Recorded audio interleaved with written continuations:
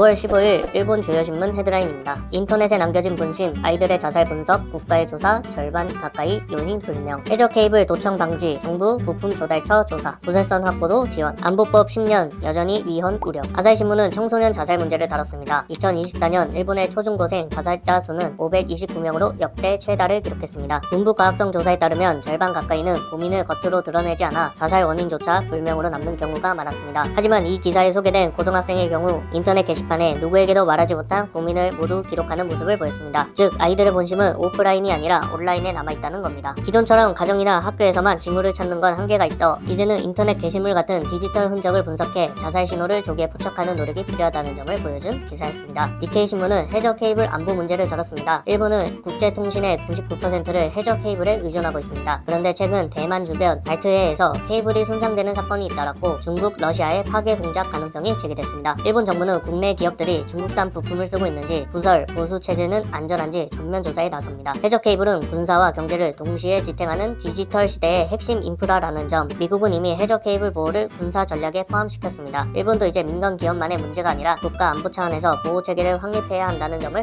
시사하는 기사였습니다. 도쿄신문은 2015년 성립한 안보법, 집단적 자위권을 허용한 법이 10년째 맞은 지금도 위헌 논란이 계속된다는 내용을 전했습니다. 당시 헌법학자들은 모두 위헌이라 했지만 아베 정권은 밀어붙였습니다. 10년이 지난 지금 하세베 와세다대 교수는 집단적 자위권을 행사할 조건 자체가 애초에 성립할 수 없다. 결국 이 법은 공허하다고 말합니다. 또 고바야시 게이오대 명예 교수는 헌법 구조는 교정권을 금지한다. 미국 전쟁을 돕는 안보법은 위헌이며 폐지하거나 개정해야 한다고 주장했습니다. 헌법은 바뀌지 않았는데 해석만으로 집단적 자위권을 인정한 현행 안보법은 여전히 법적 정당성이 흔들리고 즉 일본 안보 정책의 근간이 헌법과 현실 사이의 괴리 위에 서 있다는 점을 보여준 기사였습니다. 여러분은 어떻게 보셨나요? 청소년 자살 문제, 온라인 흔적까지 국가가 살펴봐야 할까요? 해저 케이블 보호, 민간 기업이 아니라 정부가 책임져야 할까요? 10년이 지난 일본의 안보법 폐지해야 할까요? 유지해야 할까요? 여러분의 의견을 댓글로 남겨주세요. 관련 기사의 댓글 반응입니다. 모처럼 선생님이나 학교가 문제를 찾아줘서 경찰에 신고해도 경찰관이 집에 와도 뭐 가정 내 자주 있는 예의 범절 문제니까요 라고 얼굴만 내밀고 돌아가 버리기 때문에